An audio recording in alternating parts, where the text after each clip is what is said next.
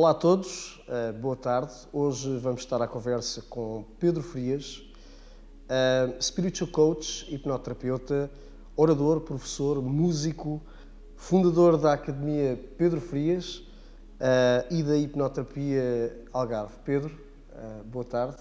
Como estás? Obrigado. Tudo bem? Se calhar íamos começar por abordar, aliás, vamos hoje abordar vários tópicos relacionados com a área de profissão do Pedro. E acho que não existe melhor ponto por onde começar que não o spiritual coaching. O que é isto do spiritual coaching? Bom, é um tema, ou um nome que suscita várias coisas diferentes, não é? Hoje em dia fala-se muito de coaching no sentido natural. O spiritual coaching entra mais aqui numa categoria que tem a ver com alinhar as pessoas com a sua essência, com o seu plano de vida. Não tem a ver com propriamente dar-lhes objetivos ou dizerem que têm que fazer uma coisa para chegar a outra coisa. Tem a ver com um conhecimento interno e profundo. E esse foi o nome mais parecido com aquilo que eu faço, que eu encontrei, porque às vezes é difícil rotular essa questão, porque tem a ver com alinhar as pessoas com o seu plano de vida, com a sua essência, com aquilo que elas são de verdade. Certo, e tu falaste do plano de vida. Nós temos mesmo um plano de vida? Existe, como é que isso funciona? Existe mesmo uma missão de vida, um pré-destino? Sim. Existe um plano de vida, um destino, embora não seja como a maior parte das pessoas pensa, que é eu nasci para ser padre, ou eu nasci para ser psicólogo, ou eu nasci para ser médico. Não, nasceste com uma essência que pretende se conhecer ou se expandir dentro de um determinado caminho ou dentro de um determinado espectro de possibilidades. Depois, com o escolher da vida, a pessoa vai escolhendo, vai tendo as suas opções, e dentro daquilo que é um caminho mais expansivo ou um caminho mais retrativo, dentro desse tema possível, a pessoa pode escolher muita coisa. Uma pessoa que venha, que nasça com uma essência para poder transformar a vida dos outros, queira expandir a sua capacidade, a sua compreensão, a sua luz aos outros, pode fazê-lo de várias formas. Há umas que estão mais indicadas, outras que menos. Mas, por exemplo, uma pessoa que tem este tipo de temas, como eu, por exemplo, que podia ser um palestrante, um professor, um orador, talvez até um padre, nunca poderia ser um contabilista ou um político, porque é muito fora. Certo. E então o plano de vida não é uma linha específica, é um conjunto de temas com os quais tu deves explorar. Quando a pessoa está em consonância com esse tema interior e quando explora isso e quando isso vem cá para fora, a pessoa sente-se bem, sente-se feliz. Quando isso está fechado lá dentro e a pessoa está a fazer coisas porque pensa que é o indicado, já não. E então aí podemos dizer que está fora do plano de vida. Ok, e de que forma, é interessante dizeres isso, de que forma é que depois isso se reflete na vida das pessoas ou não? Ou seja, quando as pessoas estão alinhadas com o plano de vida versus quando não estão alinhadas com o plano de vida? É simples, porque quando não estão alinhadas com o plano de vida, as pessoas não se sentem bem. Porque esse mecanismo interno da essência da pessoa nunca deixa de falar. Que é a tal coisa que eu às vezes falo, da comunicação com o superior, isso nunca se cala. Ou seja, ou tu estás a fazer aquilo que é suposto fazer e sentes-te bem, ou se tu não estiveres a fazer, sentes-te vazio, perdido, triste, depressivo, raivoso, começas a desorientar-te completamente, as coisas não te correm bem, ou não estás satisfeito com nada, e a pessoa às vezes não sabe do que é, o que é, de onde é que vem. Portanto, quem está alinhado com o plano de vida, sente-se bem. Ou seja, isso tem, de certa forma, implicações físicas ou consequências físicas na vida da pessoa? Sim, tem. Um mal-estar, há pessoas que podem estar a passar por ansiedade, podem estar a aumentar a sua ansiedade e não percebem bem o que é que se está a passar com elas. Pode ter consequências mesmo em termos de doenças e consequências físicas, porque o corpo estar tão desfasado da essência, ou a cabeça estar tão desfasada da essência, que a pessoa pode insistir que quer fazer uma coisa, mas a essência quer outra. Isso é muito fácil, que é, eu sinto vontade de fazer uma coisa, mas meto na cabeça, não, eu tenho que fazer é isto. E causa uma discrepância grande entre aquilo que a pessoa é e aquilo que ela está a fazer. Isso é uma discrepância a nível celular, a nível de sangue, de trocas hormonais, químicas dentro do organismo, e leva à doença. A doença não é uma coisa tão desconhecida assim nesse ponto de vista, porque as pessoas que estão dentro do plano de vida raramente adoecem, são felizes, não é? Claro, e então achas que será correto afirmar, aliás, sim, afirmar que as pessoas poderão adoecer efetivamente, por não estarem alinhadas com o seu propósito de vida. E diz-me uma coisa, de que forma é que isto poderá ou não ter a ver com as nossas vidas passadas? Ou se tem a ver, ou se não tem a ver, ou se o nosso propósito neste momento, se existe um propósito, não é? Como estavas a dizer, se temos que aprender algo que não aprendemos noutra vida, Bom, como é que isso funciona? Essa questão é bastante controversa, porque deixa-me passar aqui por um enquadramento primeiro, para nós conseguirmos explicar isto. Primeiro, há o conceito geral de reencarnação e de tempo linear, que é tu nasces aqui e vais experienciar a vida após vida no sentido evolutivo, como existem essas correntes do budismo e outras mais, onde tu vais colecionando experiências, vais evoluindo cada vez mais, até chegares ao ponto onde atinges a iluminação porque já aprendeste tudo. Isto é no sentido linear. E então há pessoas que dizem, estás agora a aprender aquilo que não aprendeste na vida passada.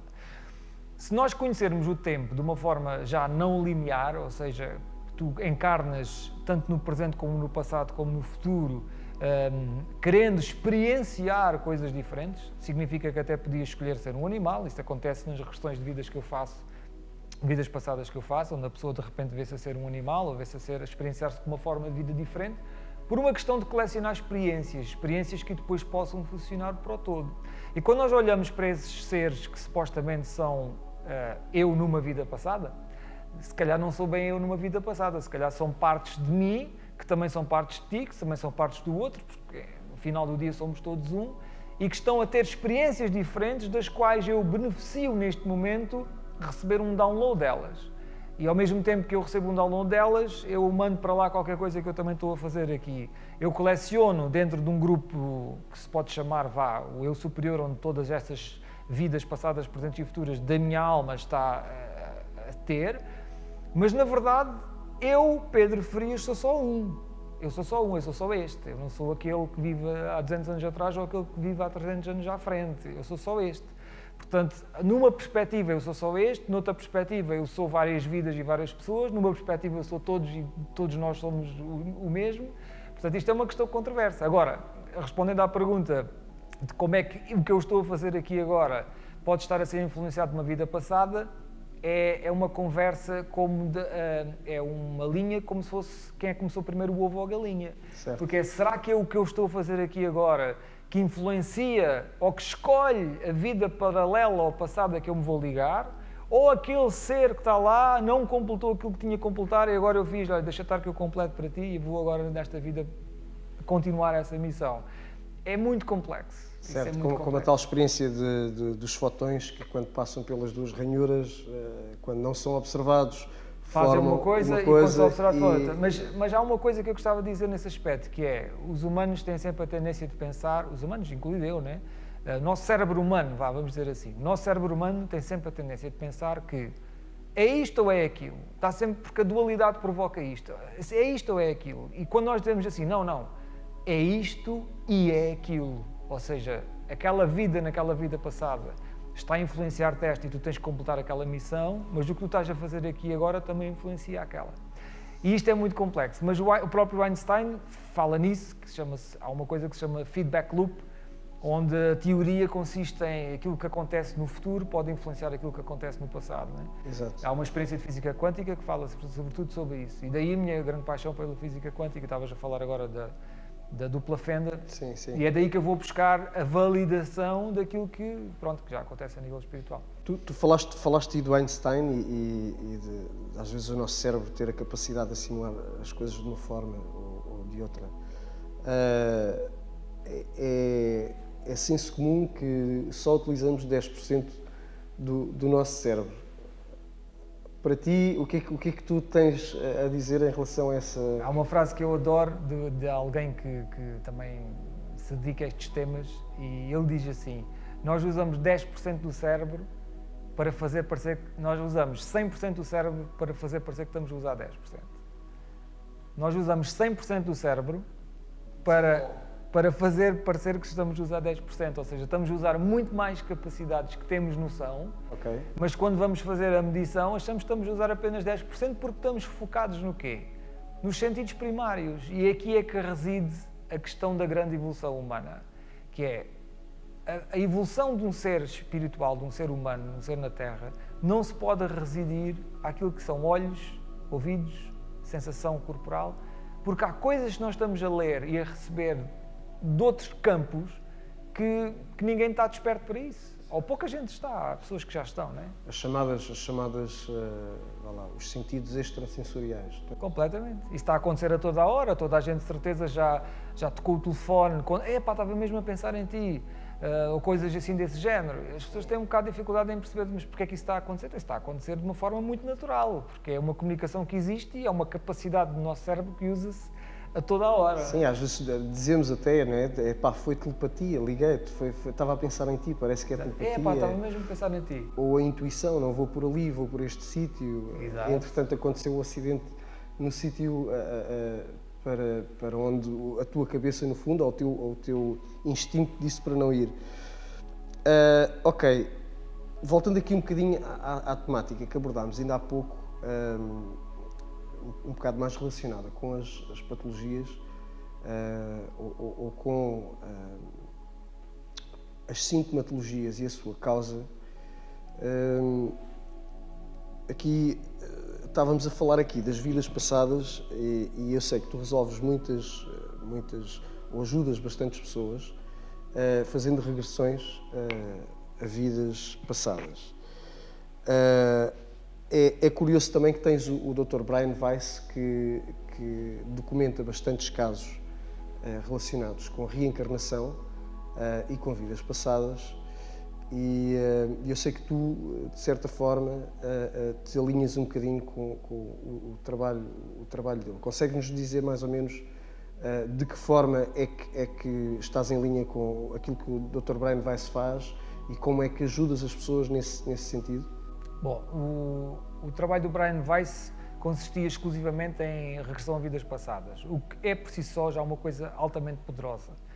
Mas com a evolução e com aquilo que se foi descobrindo através da hipnose e os estados de transe permitem que as pessoas se liguem, nomeadamente aos seus próprios guias, podem até contactar com o seu próprio eu superior e falar com outros seres de outras dimensões, de outros tempos, de outros espaços. Pronto. Houve várias pessoas que ao longo dos últimos anos desbravaram um caminho nesse sentido, como Dolores Cannon e outras pessoas mais. E então agora aquilo que eu faço já é uma extrapolação de várias linhas de regressão a vidas passadas, mas que não se limita só à regressão a vidas passadas, porque o insight que a pessoa tem de se ver numa, cá está, suposta vida passada, e o insight que tem daquilo que experiencia é bom, é muito bom, mas depois quando chegas ao final da terapia e consegues conectar a pessoa com o eu superior, isso ganha uma dimensão completamente diferente, onde alguém, através da boca do cliente, vai-te dizer: olha, esta pessoa não está a fazer aquilo que deve fazer, ou tem que fazer isto, ou tem que fazer aquilo. Ao fim e ao cabo, coisas que a pessoa até já sabe e sente, mas que não valida ela própria. E então a terapia ajuda nesse sentido, de uma reconexão através do transe e através da hipnose. E isto é uma coisa altamente avançada que nós fazemos aqui. Eu digo nós porque eu tenho um colega que é o Hugo Martins, com o qual desenvolvemos esta técnica, e é algo verdadeiramente único e inovador completamente. E daí que, pronto, nós trabalhamos em cima de todas estas pessoas que desbravaram o caminho nas vidas passadas, Brian Weiss, Roger Luger e muitos mais, Dolores Cannon, por aí fora, e fizemos evoluir isso, cruzando essas linhas todas, numa coisa que seja agora mais eficaz e poderosa. Ok. Tu falaste aí de duas coisas que me suscitaram interesse. Falaste dos guias e do eu superior. O que é que são? Primeiro, acho que vou começar pelo eu superior, que é mais o que é o eu superior? Consegues deslindar ou desvendar o que é que... É verdadeiramente algo difícil de explicar, mas pode-se explicar assim. O eu superior é a parte toda da minha alma que não consegue encarnar. Vamos supor que eu aqui na dimensão física trago apenas 0,05% daquilo que é a minha alma cá para dentro, não é? E aqui estou eu. Mas depois há toda aquela quantidade de luz e de consciência alargada que não consegue nascer, não consegue se extrapolar nesta densidade física. Mas está ligada a mim permanentemente. E como essa parte é sou eu, ou seja, sou eu numa perspectiva diferente, sou eu numa perspectiva onde se calhar até tenho muitos outros seres e muitas altas almas e muito mais consciência alargada. Eu sei, naquela perspectiva, o que é para fazer, eu sei o que é que pode acontecer, o que é que não pode acontecer.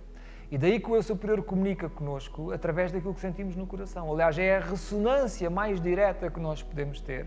Nem são os guias espirituais, é mesmo esta sensação que temos interna no nosso coração e na nossa essência que nos diz não vais para ali, ou diz olha, vai para ali. Por exemplo, quando uma pessoa se sente entusiasmada, excitada, e pá, vou fazer isto e contente, então é um sinal do Eu Superior, como quem diz, olha, segue por ali. E isto é que é a linguagem que nós devemos seguir. Certo, ok. Então, pegando aqui um bocadinho naquele assunto que estávamos a falar há pouco e tentando fazer aqui uma metáfora, não sei se, ou uma alegoria, não sei se está correto ou não, será quase como sermos nós próprios, um que vive no resto do chão e que usa da visão, da audição, do olfato, e outro que mora no terceiro andar ou no segundo e tem uma visão um bocadinho mais alargada. Será assim para tentar simplificar as coisas? Podemos ir por aí. O Eu Superior tem uma visão completa daquilo que pode acontecer e daquilo que deve acontecer, como é que deve acontecer e quando é que deve acontecer.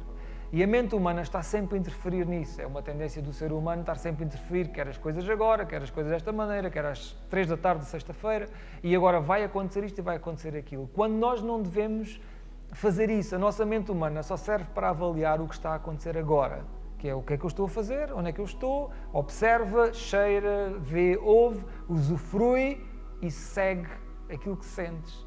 É diferente de estar a querer decidir o que é que tem que acontecer na vida da pessoa. E é aí que um monte de gente se perde. As pessoas perdem-se, desalinham-se completamente porque metem na cabeça que têm que seguir isto, porque meteram na cabeça que tinha que ser assim, e tinha que ser às 3 da tarde de sexta-feira ou às 4 da tarde de sábado, e dali não saem. Enquanto a única coisa que nós temos que fazer é sentir o que é que é para fazer, sentir no meu coração, quero ir por ali, confiar. Que é uma coisa também muito difícil, que está muito enraizada nas crenças negativas das pessoas, não fazer o que sente. Certo. E de que forma é que, no fundo aquilo que nós queremos fazer ou não está também ligado às nossas emoções, certo? Emoção, se nós pensarmos em emoção como algo que acontece e que necessita de uma ação, ou seja, emotion, né, que tem a ver com o movimento, podíamos dizer que nós geramos ações e temos sentimentos, não é? E portanto, quando nós temos emoções e essas emoções fazem-nos ressoar por uma coisa que estamos a fazer, é uma validação daquilo que é suposto fazer, é uma validação do correto. Okay. Eu estou a fazer uma coisa e tenho uma emoção extremamente alegre. Ou então, o contrário, eu faço uma coisa qualquer e sinto-me a retrair, sinto-me triste, sinto-me apreensivo, tenho sentimentos e emoções nesse sentido. Então, se calhar, é melhor prestar atenção ao que é que eu estou a fazer, não é? Ok. E onde é que entram os guias? É que isto para algumas pessoas pode parecer um bocadinho complexo ou assustador até, mas como é que isso, toda a gente tem guias? Temos todos guias? Toda a gente tem guias. Porquê que nos ouvem? Porquê que outros não? Podemos aprender a ouvir os guias? Completamente. A questão dos guias tem a ver com isto, é que o Eu Superior, e às vezes quando eu estou lá na terapia, nós já incorporamos o Eu Superior na pessoa, o Eu Superior não tem propriamente, não interfere com a escolha, ou seja, o Eu Superior é como se fosse, cá está, Deus, o Universo, que nos dá o livre-arbítrio para nós fazermos o que queremos. Dá-nos a ressonância através do coração, como quem diz, olha, segue por este caminho, mas se a pessoa não quiser seguir por aquele caminho, não vai seguir por aquele caminho. Portanto, isso é uma escolha. Os guias são seres que existiram como nós, que têm que ter alguma espécie de ligação a nós também, mas que estão ali para poder influenciar ou para poder recomendar. Porque o Eu Superior não faz isso. O Eu Superior é aquilo que tu fizeres tens uma resposta, aquilo que tu pedires é aquilo que tens devolvido. Okay. Portanto, tu pedes uma coisa qualquer, sabendo que a pessoa sabe como é que está a pedir de verdade, porque não é pedir eu quero, nós pedimos pelas nossas sensações, pelas nossas emoções, pelo aquilo que nós estamos a ser. E o Universo devolve, o Eu Superior devolve, está aqui, é isto que pediste, toma. E a pessoa às vezes recebe coisas que não quer, não é? Recebe presentes envenenados porque não percebe como é que está a pedir. Já os guias podem interferir, podem avisar, podem dizer, olha, não vais por aí, não vais por aqui. E eles comunicam através de uma vibração que nós depois decompomos com pensamentos, palavras, emoções, visões, seja lá o que for. Agora, a energia que eles emitem para nos afastar ou aproximar de um cenário, toda a gente recebe. É impossível tu não sentires isso, porque a energia é algo que flui dentro do meu organismo. E eles influenciam o campo energético. Agora, há pessoas que estão um pouco mais atentas e que a interpretação do cérebro pode ser um pensamento, pode ser uma visão, pode ser uma sensação, um cheiro, por exemplo, que as pessoas têm. Mas essa é a interpretação que o cérebro dá. Por isso as pessoas acham que ter ou não ter mediunidade tem a ver com ver um espírito. Ai, estou a ver um espírito, ou ouço um espírito. Não tem nada a ver com isso. A mediunidade toda a gente tem no sentido que nós recebemos a energia que os guias comunicam. Agora, a interpretação do cérebro pode ser de várias formas. Exato. Ok, tu falaste aí de duas coisas interessantes. Falaste que os guias já foram como nós, ou podem ser, ou podemos ser nós até, não é? Isto coloca-me aqui a questão um bocadinho da eternidade. Nós somos eternos, não somos eternos? Como é que funciona? Podemos vir a ser guias? Há pessoas que dizem, deixa-me só perguntar-te, há pessoas que dizem, por exemplo, sinto Cristo no coração, ou sentimento crístico. Como é que isto... Bom, duas coisas aí, que é, por um lado, temos a possibilidade de nos tornarmos guias uns dos outros, completamente. É uma decisão que se toma antes da pessoa nascer, que, olha, vou-te acompanhar nesta tua jornada, vou-te estar aqui ao teu lado para te orientar, para ver se tu não te perdes aqui muito, porque cá está, é muito aleatório as escolhas que a pessoa faz e existe verdadeiramente o livre-arbítrio para a pessoa baralhar isto tudo e perder-se aqui. Depois, quando as pessoas dizem isso, que sentem o Cristo no coração ou que se conectam, aliás, há muita gente que se perde um pouco porque a dada altura pensa que é Jesus e que foi Jesus. É perfeitamente normal, porque ele faz parte da consciência coletiva e qualquer pessoa consegue sentir isso. Se a pessoa evoluir muito, ela vai chegar a um ponto que ela sente que é Jesus, está certo, porque Jesus e eu somos a mesma pessoa e tu és a mesma pessoa do que Jesus também. Quem diz Jesus, diz Cristo, diz Buda, diz todas essas pessoas. Outras pessoas depois, quando começam a evoluir espiritualmente, sentem-se conectados a todos os outros seres. E esse ser que tem que ter encarnado pelo menos uma vez, porque senão ele não compreende bem o que é que nós estamos cá a fazer, não compreende bem o jogo da Terra, é que nos decide acompanhar. Geralmente é uma pessoa que já teve alguma espécie de ligação numa suposta vida passada, ou foi irmão, pai, tio, avô, seja lá o que for, para que a ligação não seja tão estranha. Aliás, eu tive um caso de uma pessoa que eu, numa regressão, quando ela morria e entrava na luz, que é sempre aquilo que acontece numa regressão, ela via o seu guia dizer, lá está aqui este chato outra vez. Ela não se ligava, não percebia também muito bem porquê, mas ela não se ligava àquele guia, não gostava do guia. Mas isso pode acontecer também porque as pessoas deixam de ouvir as vozes das suas intuições, deixam de ouvir a voz interna, que é a voz do guia, que nos diz, faz aquilo, e eu bloqueio essa voz, e depois eu acabo por criar uma certa aversão ao próprio guia.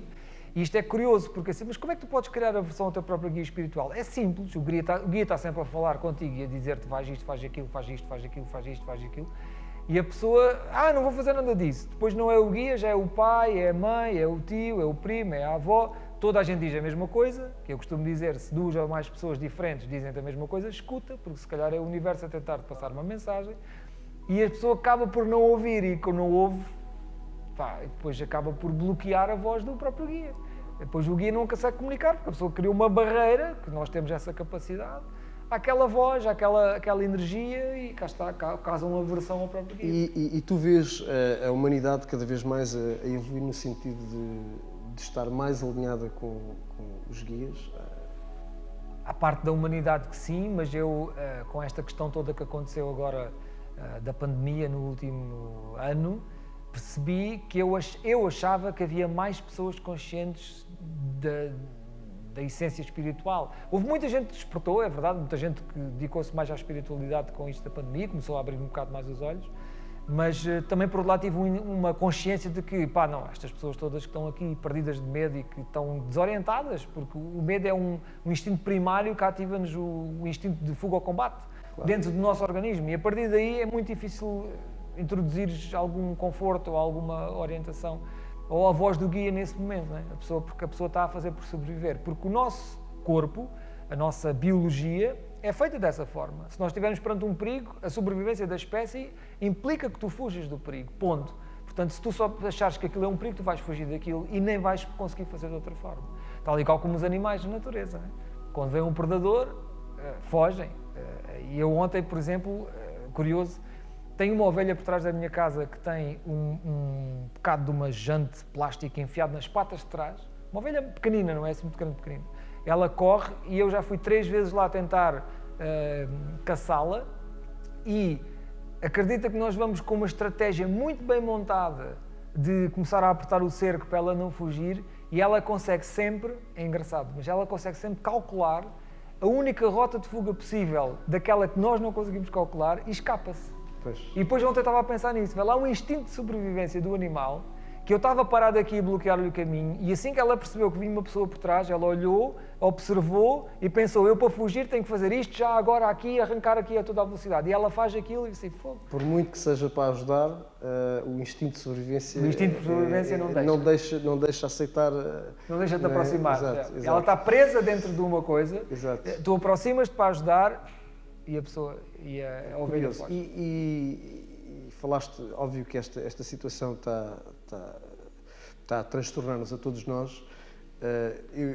Eu também concordo contigo quando dizes que existia ou existe uma percepção de maior parte das pessoas, ou de algumas pessoas, que eu próprio, que havia mais gente um bocadinho a despertar, e a realidade é outra.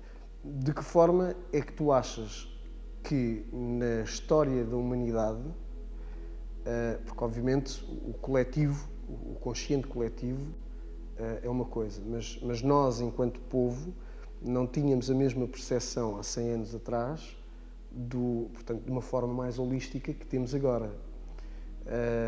De que forma é que tu achas que estas situações, estas catástrofes, estas hecatombes, ajudam, ou se achas que efetivamente ajudam a desenvolver a espiritualidade?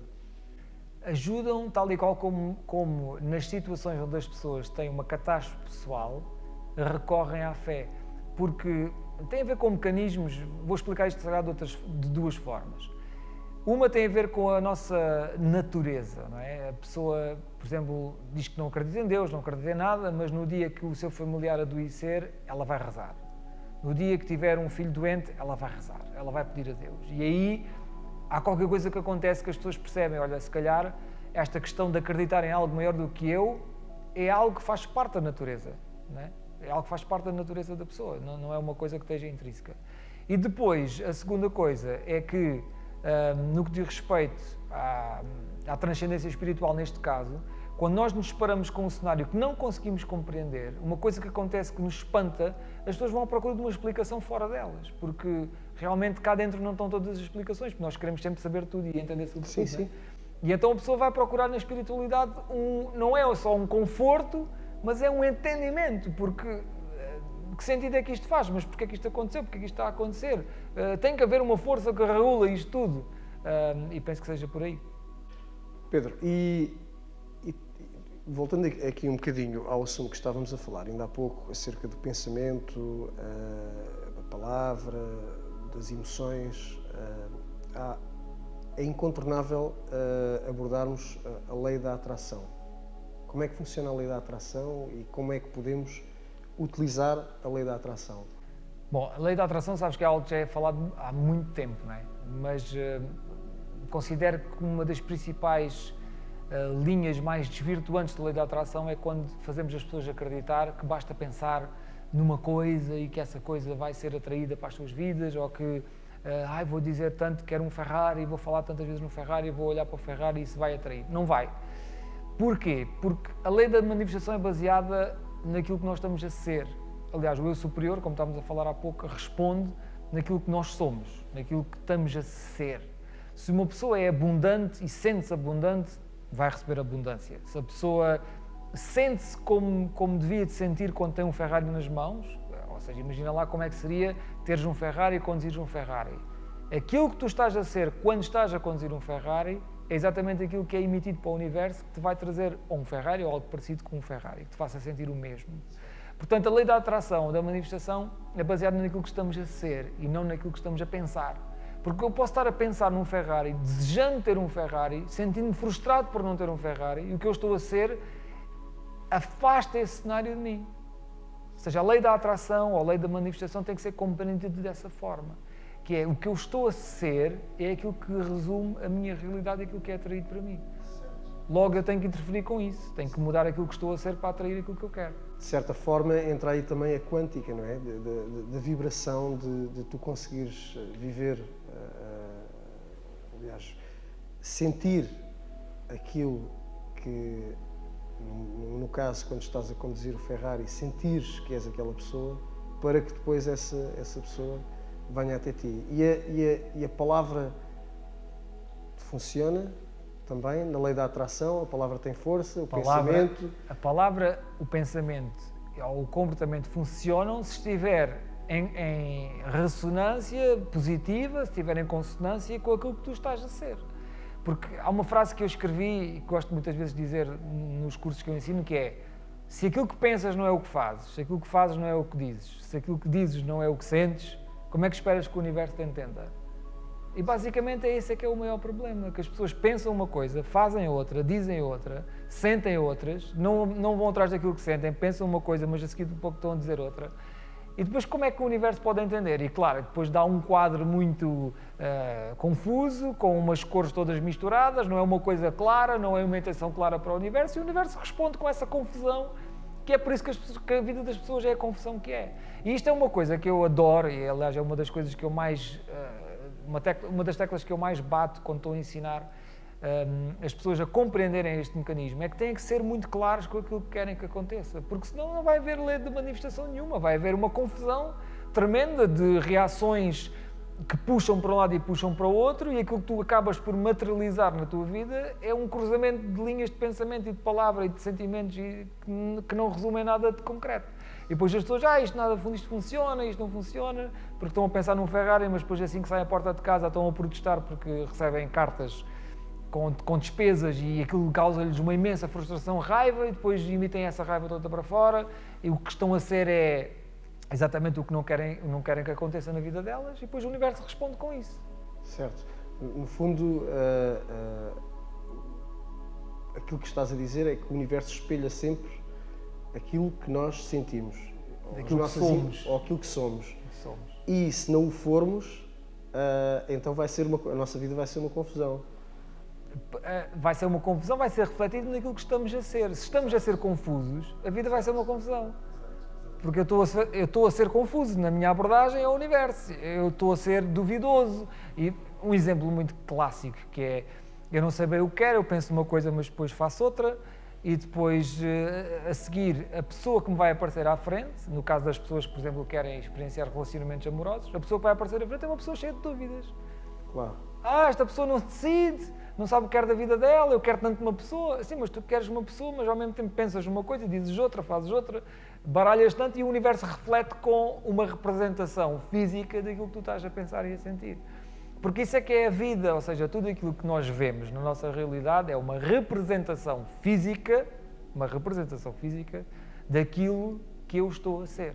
E isto é que complica muito, porque as pessoas não conseguem compreender como é que acontecem certas coisas, ou têm certas pessoas à frente, e claro, depois há aquela concepção das energias negativas que eu não defendo, que a pessoa tem que aprender com os reflexos que tem à frente, não é simplesmente fugir deles, e depois não compreendem porque é que aquela pessoa está ali e o que é que aquela pessoa está a fazer. E então tenho que analisar, olha, o que é que eu emiti, o que é que eu tenho estado a emitir que faz com que esta pessoa esteja aqui à minha frente com estas características. E não dizer, esta pessoa está cheia de energias negativas, eu vou-me embora daqui, depois aparece outra. Exato. Que é o que acontece sempre, não é? Que é a pessoa foge daquela pessoa, eu vou-me despedir porque a minha patroa é horrível, ela trata muito mal e eu estou farto dela, não posso lidar com pessoas assim. Depois sai e depois quando aparece uma pessoa ainda pior. Porque a pessoa não deixou de emitir aquilo que está a emitir, não deixou de ser o que está a ser. Ser o que está a ser, exato, exato. E se tivesses que aconselhar alguém para se organizar mentalmente, para conseguir ser mais coeso, e qual seria o coeso nos pensamentos e na forma de ser, quais seriam os conselhos, ou o que é que tu achas que são as principais formas de conseguir chegar até aí? Olha, honestidade total. A pessoa tem que ser muito honesta com ela própria. E se fores honesto contigo próprio, vais ser honesto com todas as pessoas que estão à tua volta. Não vais estar a esconder, nem a mascarar, nem a deturpar nada porque tens medo do que é que as pessoas pensam sobre ti. Em segundo lugar, uma grande dose de humildade, perceber que somos todos iguais e que não andamos na vida a tentar nos valorizar em cima dos outros. Porque as faltas de confiança derivam muito de uma crença interna de que não tenho valor ou de que eu não sou aceito, crenças inconscientes que as pessoas às vezes possam ter. Porque cresceram assim e não se validaram ainda. E então a validação tem que ser feita por nós próprios a nós mesmos. Ou seja, nós temos que nos validar como pessoas e dizer, eu não preciso de nada de ninguém. Eu sou um ser especial, eu sou um ser espetacular, eu sou um ser luminoso e parte a partir daí. Logo aí acabas logo com muitos problemas que depois envolvem esta maneira de ser confusa para o universo. E a partir daí, se praticarmos um pouco de silêncio, se soubermos exatamente o que é que temos no coração e seguirmos por aí confiando, é mais fácil. Há uma frase, que é uma fórmula que diz: segue o teu entusiasmo e a tua paixão a cada momento, sem esperar um resultado específico, mantendo uma vibração positiva e no melhor da tua capacidade. Ou seja, a pessoa segue o seu entusiasmo, a sua paixão a cada momento, seguindo aquilo que me apetece fazer, sem esperar um resultado específico, ou seja, sem insistir num resultado específico, que é aquela questão que acontece, que as pessoas querem que aconteça aquilo, àquela hora, àquele momento. Não, eu vou fazendo aquilo que eu sinto, aquilo que eu gosto de fazer, logo vejo onde é que isto dá. Não é?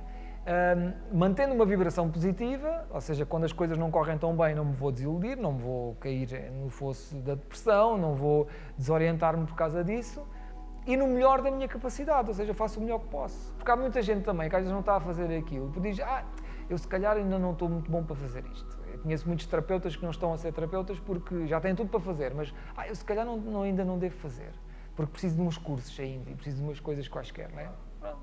E não é preciso isso. Aquilo que estavas a dizer, aplica-se também a quando temos dias maus, ou podemos ter dias maus sem que influencie a generalidade do resultado, neste caso? Claro. Nós podemos ter dias maus, eu posso estar triste, não é? E nem por isso deixar de ser a pessoa abundante ou expansiva que eu estou a ser. Lá porque estou triste um dia, isso não implica nada disso. Porque uma coisa é eu estar a ser triste, mas continuar a ser a pessoa expansiva e inspiradora para os outros, permitindo-me a mim ser triste, não é? Outra coisa é eu ser triste e sentir-me miserável com isso. Ou seja, é a maneira como eu canalizo a tristeza, não é? Porque eu posso ter tristeza e dizer, ok, pronto, agora estou triste, que se lixa, olha, amanhã isto passa. E não ligar muito a isso e avançar assim, não é? Portanto, isso é uma questão de aprender a ser humano, porque há muitas pessoas que querem iniciar a sua vida espiritual que parece que não podem ser humanos, parece que não podem se chatear, não se podem irritar, não podem dizer não aos outros, não se respeitam nesse sentido, não é? E isso é muito importante, tens que respeitar aquilo que sentes, tens que respeitar aquilo que queres fazer, dizer aos outros aquilo que sentes e que pensas e acabou. E quem gostar gosta, quem não gostar não gosta. Pode parecer assim um bocado cruel ou frio, mas isto é muito importante para a espiritualidade. A pessoa tem que ser aquilo que é. Claro, e aceitá-lo. Isto, mudando agora aqui um bocadinho de tópico, dando aqui uma volta aqui de 180 graus, acho que é um tema também um bocadinho controverso. Existem realidades paralelas? E é verdade que podemos ser, nesta vida, por exemplo, um entrevistador ou um spiritual coach, noutra vida, por exemplo, um jornalista ou um diretor de uma redação e um presidente da República, por exemplo. Isso é possível? Bom, temos que entrar aqui em duas coisas. Uma é a maneira como a realidade está feita. Está feita de configurações energéticas diferentes e todas elas existem. Ou seja, quando nós entendemos um pouco esta questão da física quântica e da física e de tudo aquilo que existe nesse aspecto que nos diz que a realidade tem todas as configurações energéticas disponíveis para nós. Todas. Então quer dizer que existe uma configuração energética onde tu és um militar, existe uma configuração energética onde tu és um professor, onde tu és o Presidente da República, onde tu és o que quer que sejas. Tu consegues aceder a essas configurações energéticas. Elas estão disponíveis. Depois a tua alma escolhe experienciar-se num espectro que vai daqui até ali. E como tal, tu só queres experienciar aquilo. Mas não quer dizer que as outras que estão fora daquilo que é o espectro do teu plano de vida deixem de existir. Elas continuam lá. E o que nós fazemos é extrapolar dessas realidades paralelas, dessas versões alternativas de mim, para encontrar um equilíbrio e uma neutralidade àquilo que eu estou a ser. Ou seja, se eu sou uma pessoa muito submissa e que, na verdade, não sei me afirmar perante o mundo, então eu vou conectar-me com uma realidade paralela onde eu estou a ser um militar, onde eu estou a ser alguém mais forte, vou trazer energia dessa realidade paralela para eu poder afirmar isso aqui. E realmente isso muda completamente a abordagem até terapêutica, daí que eu desenvolvi a hipnose quântica, que envolve mesmo tratar usando essas realidades paralelas e extrapolando energia das realidades paralelas para ativar isso na pessoa. Porque a pessoa não sabe onde é que há de ir buscar, porque nunca foi aquilo, porque toda a vida foi submisso, porque toda a vida foi isto, foi aquilo, e como é que nós vamos extrapolar isso dentro da pessoa? E a pessoa está em desequilíbrio, não é? Porque se a pessoa estivesse em equilíbrio, não estaria a sofrer com isso. Portanto, estaria a harmonizar e a ser aquilo que sente, não estaria propriamente a retrair-se dentro de um papel de submissão onde é dominada pelos outros. Ok, e nós, ou seja, dentro dessas diferentes realidades que fazem parte do nosso plano de vida, é possível oscilarmos, ou seja, passarmos da nossa realidade para uma ligeiramente diferente? Sim, completamente. Aí nós estamos a falar de polar de timeline, ou seja, timeline podemos chamar que é uma sequência de história de vida que a pessoa tem, que vai numa certa linha, embora na verdade isso é sempre oscilante, mas pronto, vamos supor que há uma narrativa que tem esta pessoa, que a pessoa nasce, estuda, vai para uma universidade, depois tem um trabalho e ali continua.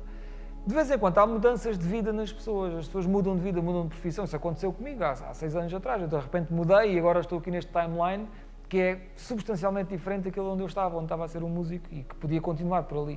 Mas faltava-me qualquer coisa, então mudei para este e este é muito mais expansivo.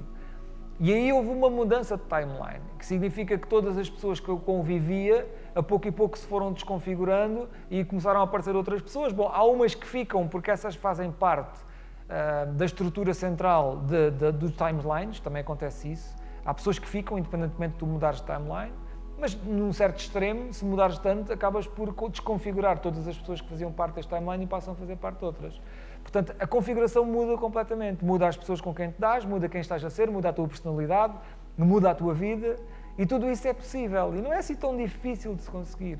É preciso saber como ativar esses mecanismos e como viver cada vez mais de acordo com aquilo que a pessoa tem, com a sua própria essência. E essas mudanças que tu estás a falar de timeline são perceptíveis ou são imperceptíveis para nós?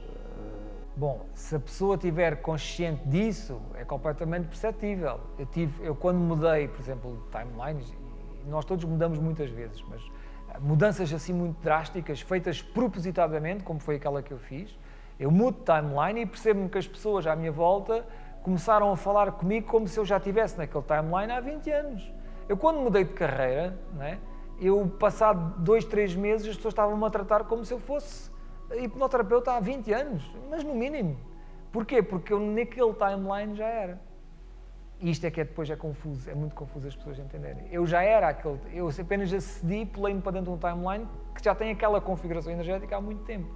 E as pessoas ligam-se a mim e veem-me realmente detentor de um conhecimento ou de uma performance naquela área muito natural e muito sábia, mas na verdade eu, em termos temporais, não correspondo.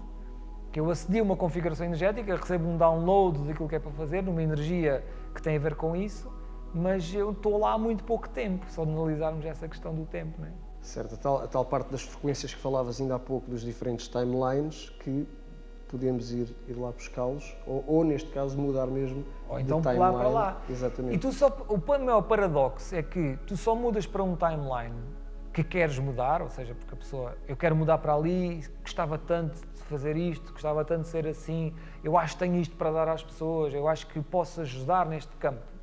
Mas tu só sentes isso porque isso também está a ser comunicado pelo eu superior, ou seja, o paradoxo é que, então, sou eu que escolho ou é o eu superior que me dá? Quando eu imagino algo que me faz sentir muito bem, sou eu que estou a imaginar ou sou eu que estou a receber lá de cima? Quem é que emite primeira... É a tal questão do ovo de galinha outra vez. Quem é que emite a primeira energia nesse sentido? É um paradoxo, porque são os dois ao mesmo tempo que o fazem, né? É uma simbiose que existe entre o eu superior e a pessoa. Eu imito esta energia de querer ser terapeuta, de querer expandir aquilo que sei ao mundo, ao mesmo tempo que o eu superior dá-me essa indicação e faz-me sentir excitação ou entusiasmo quando eu penso nisso. E então acaba por ser aqui uma simbiose muito engraçada. Estamos a falar de timelines e inevitavelmente imaginamos uma cronologia reta. Como é que funciona essa... Ainda há pouco falávamos da não linearidade do tempo. Como é que funciona essa não linearidade do tempo, não em conjunto com isto, mas como é que funciona? Nós conseguimos estar no... Ou seja, existe o passado, o presente e o futuro, e um antes do outro e o outro depois? Ou como é que funciona? Como é que... Olha, imagina a box da tua televisão, não é? Tens lá vários canais. Tens os programas todos. Tu estás sintonizado com o programa do canal 27 e estás a ver um programa que está a ocorrer naquele momento. Podes fazer pausa, podes voltar para trás, podes mudar de canal. Essas vidas paralelas estão em canais ao lado. Podes mudar de canal a qualquer altura, podes puxar para a frente, podes ver o episódio já que vem a seguir ou podes puxar para trás. Portanto, tudo isso está ao acesso. A única coisa que tranca-nos, de certa forma, a uma configuração é que eu estou a observar, neste momento, através da minha consciência, o que eu estou a ver é, eu estou a observar esta configuração energética. E é essa que eu estou a observar agora.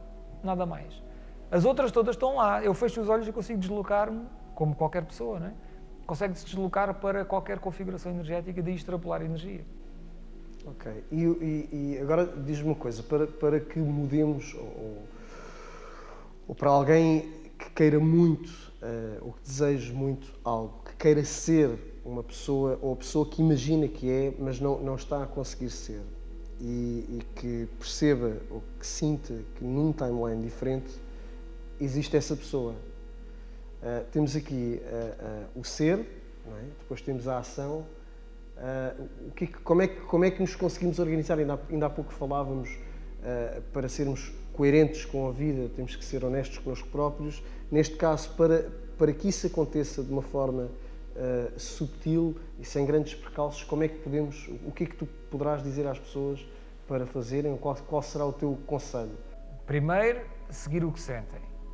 Logo. Depois, têm que imaginar aquilo que querem que aconteça na sua vida para sentirem isso e depois passarem a ser essa pessoa, essa energia, todos os dias, mesmo que isso não aconteça. Eu vou dar um exemplo que eu costumo dar que é muito engraçado, que é, imagina que estás a conduzir um carro e o carro é todo velho, o carro chove lá dentro, tem os pneus, faz-te andar assim, e aquilo é tudo velho, custa a pôr mudanças. A sensação que te dá a conduzir esse carro é uma sensação desagradável. Tu sentes-te miserável, vês os outros a passar com carros espetaculares e lá estás tu naquele carro. Para nós usarmos a lei da atração ou extrapolarmos para uma realidade paralela, numa realidade paralela estás a conduzir um carro espetacular, um Maserati ou uma coisa qualquer, um Mercedes. Vá. Para tu pulares para lá, tu tens que imaginar que enquanto conduzes aquele carro todo afanado, que estás a conduzir um grande Mercedes e estás-te a sentir tão magnânimo como se estivesses a conduzir aquele Mercedes. E insistes nessa vibração, insistes nessa realidade, insistes em ser essa realidade, mesmo que estejas a conduzir um carro velho. E pouco começa a acontecer coisas do tipo, olha, de repente apareceu o vidro. E eu, olha, já está ali o vidro, mas não ligas, continuas a insistir como se estivesse a conduzir um Mercedes. E de repente a porta fechou, olha, já tenho uma porta. E de repente as rodas transformaram-se. E à medida que tu vais insistindo nessa vibração, tudo vai mudando. Até que chega um dia que de repente estás a conduzir um Mercedes, sentes dessa forma, aquilo espelha ali exatamente aquilo que tu estavas a emitir, porque o universo é obrigado a devolver-te aquilo que tu emites, porque isso são leis que existem da manifestação, leis energéticas, ninguém consegue fugir disso. O que tu tens na tua vida é aquilo que tu emitiste anteriormente, ponto final. Portanto, se queres que aconteça outra coisa, tens que emitir outra coisa. Sim, todos nós, de certeza, que já tivemos momentos em que queríamos bastante algo e, se calhar, inconscientemente começámos a vibrar nessa, que é como estás a dizer, não é? A sentir, a ser, e as coisas porque eventualmente... uma coisa é querer, quando nós queremos muito uma coisa, exato, pode nunca acontecer porque não estamos a ser essa coisa. Exato. E aí reside, e já agora aproveito para te perguntar qual é a diferença entre o querer, ou porque que o querer não nos, muitas vezes, sabota, de alguma forma, a lei da atração. porque é um foco na falta. Quando eu quero muito uma coisa, eu estou a emitir a falta disso. Eu estou a ser a pessoa que não tem. E como tal, isso repele o cenário. Eu tenho que ser a pessoa que já tem. Mas isso é um truque que se pode fazer, já há muitos, mas um deles é: tudo está aqui agora, já aconteceu.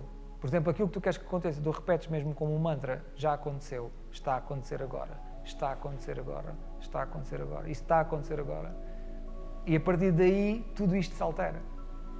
Porque começas de repente a olhar para a vida e dizer: olha, isto começou a atrair situações e configurações energéticas que respeitam isso, respeitam quem tu estás a ser. É uma pessoa que está consciente de que aquilo que supostamente não é visível ainda já está a acontecer. E como tal nós trazemos isso para o presente. E como é que se lida com a frustração enquanto não acontece? A frustração é algo muito humano, mas que não faz parte destas leis do universo. A frustração não é nada mais, nada menos do que uma descrença nas leis do universo. Que é quando tu começas a ficar frustrado, deixas de acreditar. Há uma coisa interessante que é o mecanismo da fé. Nunca se desliga. Tu ou estás a acreditar naquilo que queres, ou estás a acreditar naquilo que não queres. As pessoas dizem: tenho fé, não tenho fé nisso. Não, tu tens fé no cenário que não queres que aconteça. Estás a colocar lá energia. Então não coloques lá energia, coloca energia naquilo que queres que aconteça. Porque a fé nunca se desliga. Ora, a frustração é uma manifestação de uma pessoa que, de momento, deixou de acreditar nos mecanismos do universo e passou a acreditar que aquilo que vai acontecer é aquilo que não quer. Então está a depositar lá energia, está a contribuir para isso, está a atrair-se para lá, para esse cenário. Falando aqui um bocadinho, tu estavas a dizer que podemos repetir os mantras. Em que medida é que, no fundo, a repetição dos mantras nos ajudam, de certa forma, a recodificar o nosso sistema de crenças?